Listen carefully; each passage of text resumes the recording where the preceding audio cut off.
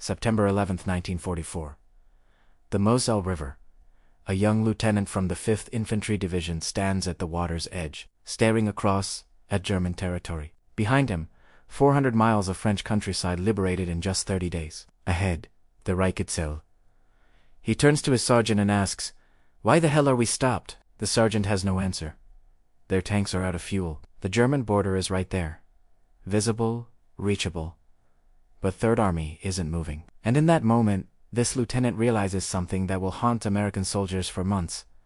They didn't fail to reach Germany first because the Germans stopped them. They failed because their own supply system did. This is the story no one tells about Patton's Third Army.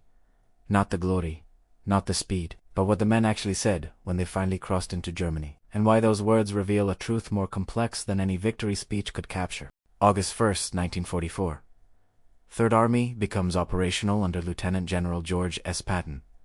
Within 72 hours, his forces are moving in 4 directions simultaneously: west, into Brittany; south toward the Loire; east toward Paris; north to trap Germans in the Falaise pocket. Military theorists had said such an advance was impossible. The logistics couldn't support it. The command structure would collapse. German High Command intelligence officers, reading reports of Third Army's movements, dismissed them as Allied deception. General Gunther Blumentritt would later write, "We thought the speed reports were exaggerated. No army could sustain such an advance." Patton didn't care what theorists said. He told his staff something that became Third Army doctrine. "We have 2 enemies, the Germans and our own high command that might slow us down." That attitude filtered down through every division, every regiment, every company. Tank Commander Robert Corley of the 4th Armored Division wrote to his wife on August 8th, "We're moving so fast that our maps are obsolete before we can study them. Towns we're supposed to capture are already behind us." Sergeant Michael Donovan of the 80th Infantry Division recorded in his diary, 30 miles today. We bypass German positions that someone else will have to clean up. We just keep rolling." The soldiers loved it at first. Speed meant fewer casualties than static warfare. Speed meant exploiting German confusion. Speed meant ending the war faster. Private Daniel Webster wrote home, "For the first time since we landed, we're fighting the kind of war that plays to our strengths. We've got more trucks, more tanks, more fuel than the Germans. Out here in open country, we can use all of it." But some recognized the danger immediately. One infantry captain wrote, "We're advancing faster than our supply lines can follow. Every mile forward is a mile our trucks have to drive just to bring us fuel and ammunition. Something's going to break." His prophetic words would prove accurate within 3 weeks. By August 20th, that breaking point was approaching. Third Army's armored divisions were consuming fuel at catastrophic rates. A single armored division needed 73,000 gallons to move just 100 miles.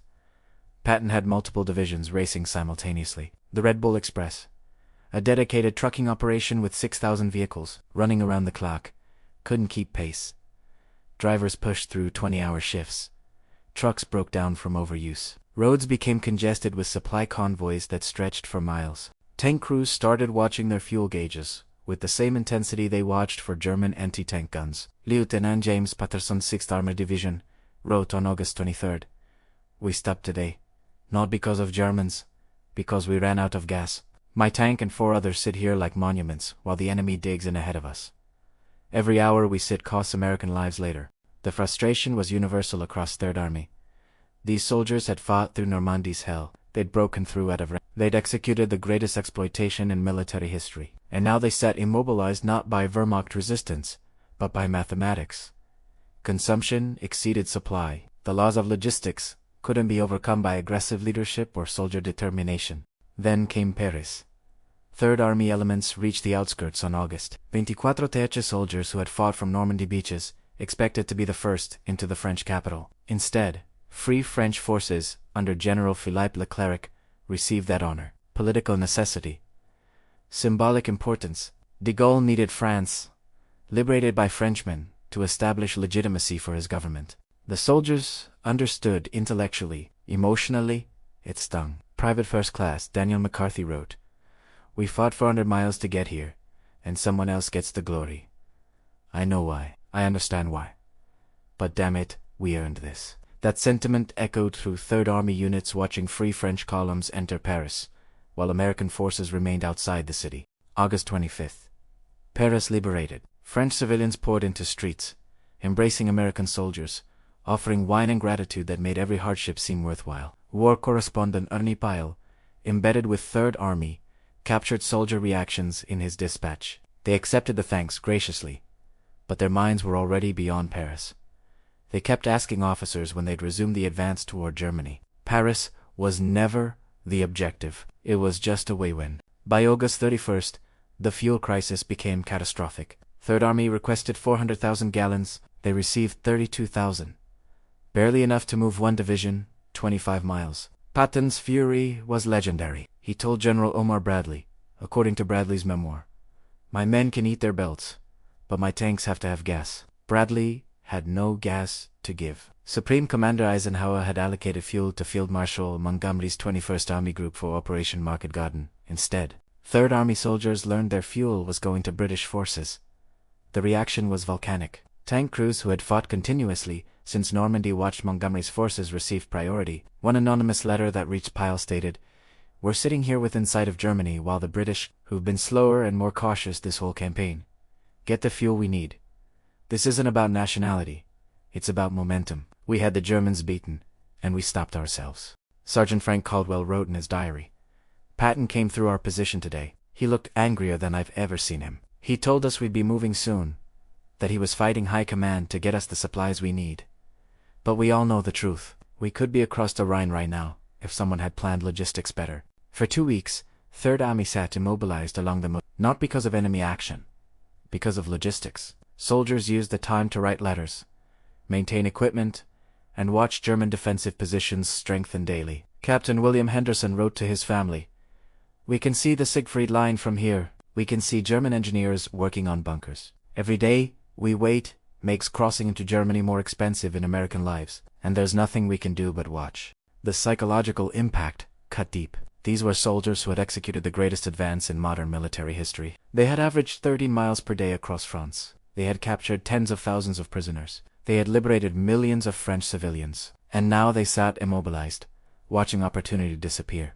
Intelligence reports confirmed their fears. German forces that had been in full retreat were now establishing defensive lines. The 1st SS Panzer Division, destroyed during the Falaise Pocket operation, was being reconstituted with new equipment. Wehrmacht engineers were repairing bridges and fortifying river crossing. Every day of delay gave Germany time to strengthen defenses that would later cost American lives to overcome. September 12, 1944. First Army under Lieutenant General Courtney Hodges crosses into Germany near Aachen. They beat Third Army across the border. When Patton learned this, he wrote to his wife, "I fear I'm off the first pages of newspapers for the moment." His competitive disappointment filtered through the ranks immediately. Soldiers who believed they would be first into Germany felt cheated by circumstances beyond their control. Corporal James Riley wrote, "First Army got there first. We're happy for them. But it should have been us. We had the momentum. We had the Germans on the run. If we'd had fuel in late August, we'd be miles inside Germany by now." September 14th. Third Army finally crosses into Germany. Not with fanfare, not with ceremony.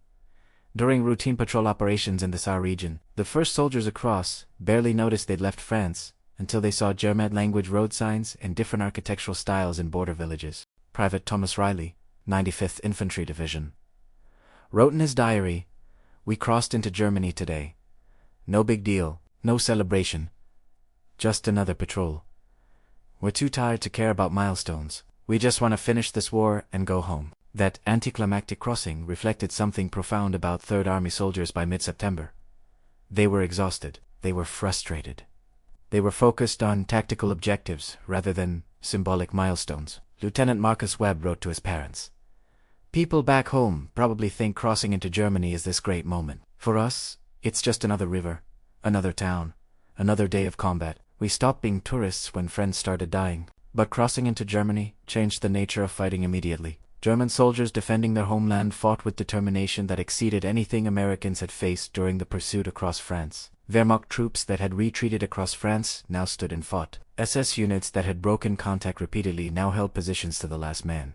One battalion commander noted in his after-action report, "We suffered more casualties in 1 week fighting along the German border than in 3 weeks of pursuit operations across France." The Germans fight differently when they're defending the Reich.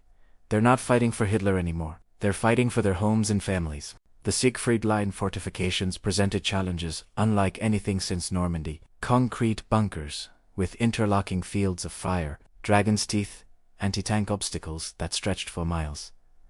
Minefields, covering every approach. Third Army's advantage in speed and mobility meant nothing against fixed fortifications that could only be reduced through deliberate, grinding operations. Sergeant Frank Morrison, combat engineer, wrote home, "We're back to the same kind of fighting we did in the hedgerows. Slow, methodical, expensive. Every bunker costs American lives to capture. Every yard forward comes at a price we thought we'd left behind in Normandy." Then came Metz, the fortress city that would become Patton's bloodiest and least successful campaign of the war. 43 forts surrounding the city, all constructed with reinforced concrete, all positioned for mutually supporting fire. French and German engineers had spent decades building Metz into one of the most heavily fortified positions in Europe. Attacking Metz violated every principle Third Army had demonstrated during August. No speed, no exploitation, no bypassing strongpoints. Just frontal assaults against prepared positions. Infantry Captain Ronald Shaw wrote in October, "We're conducting the kind of operations that produce casualties without achieving results. We're assaulting Fort Dryant for the third time this week. Same fort, same casualties, same result. We get pushed back." This isn't how Third Army fights. This isn't what we trained for. But these are the orders. Fort Dryant became a symbol of everything wrong with the Metz operation. American artillery bombarded it for days. Infantry assaulted repeatedly. Engineers tried to demolish it with explosives. German defenders used interconnected tunnels to reinforce positions under attack. Machine gun positions covered every approach. The fort's thick concrete walls withstood even direct hits from heavy artillery. Private Edward Collins wrote, "We took casualties attacking Dryant today. Good men died trying to capture a position that has no operational value except that it's there. We could bypass it. We could isolate it. But somebody decided we need to take every fort around Metz. So we keep attacking, and men keep dying." October 1944 became Third Army's bloodiest month of the war. Combat units that had fought from Normandy with relatively light casualties suffered heavily. Autumn rains turned roads to mud. Infantry movements became exhausting slogs through ankle-deep muck. Tank operations became nearly impossible as vehicles bogged down in conditions that reminded veterans of World War I. Soldiers stood in flooded foxholes for days. Uniforms stayed wet for weeks. Trench foot caused more casualties in some units than enemy action. Private Collins wrote again, "I haven't been dry or warm in 2 weeks. This reminds me of my father's stories about World War I trenches. I thought we'd evolved beyond this kind of warfare. I was wrong."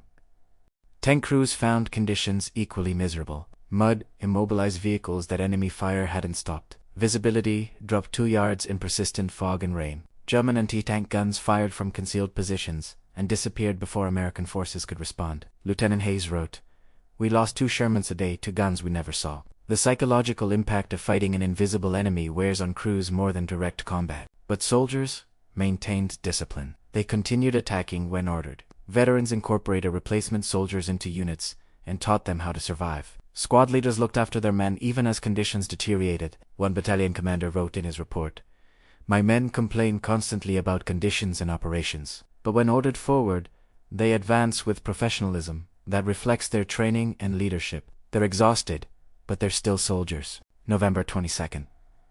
Metz finally falls after nearly 3 months of operations.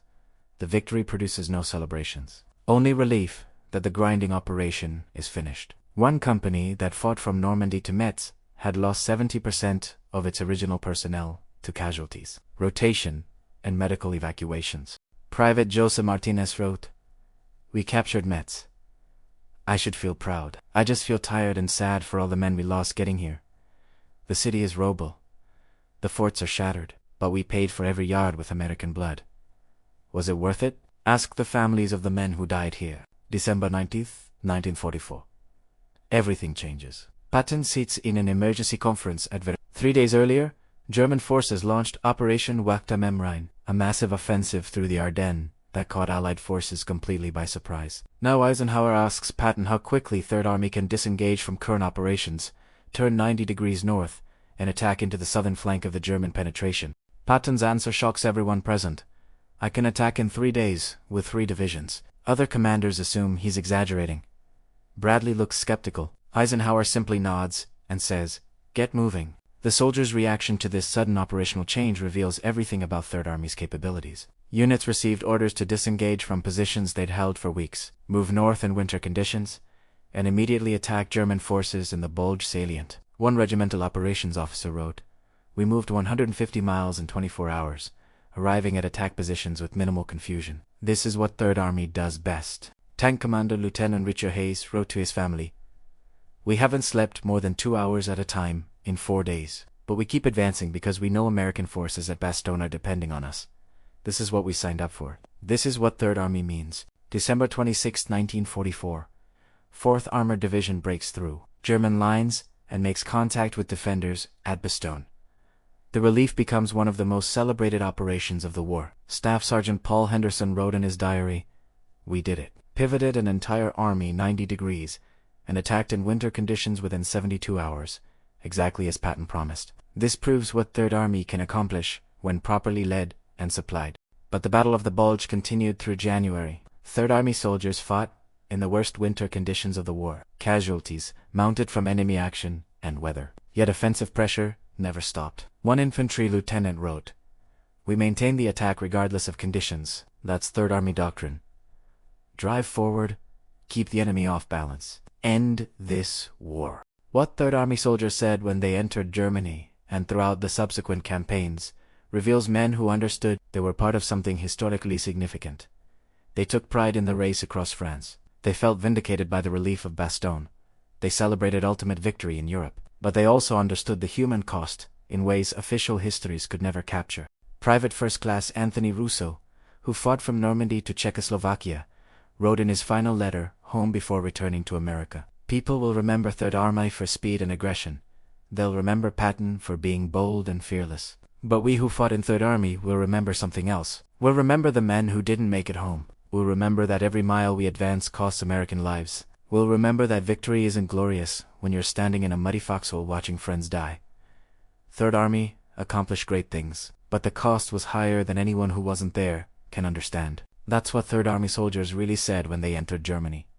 Not victory speeches, not celebrations. Just honest reflections from men who understood that military achievement is measured not just in miles advanced or battles won, but in the human cost of every objective captured. The legacy of Third Army isn't just operational success. It's the story of American soldiers who executed the impossible, paid the price for every mile forward, and maintained their humanity through circumstances that tested it constantly. If this deep dive into Third Army's actual combat experience fascinated you, then you need to subscribe to this channel immediately. We bring you the untold stories from history's greatest conflicts, the perspectives that official histories overlook, the voices of soldiers who experienced these events firsthand. Hit that notification bell so you never miss our next video, because there are countless more stories from World War II that deserve to be told with this level of depth and respect for the men who lived them. Subscribe now and join us as we continue exploring the human reality behind history's most dramatic moments.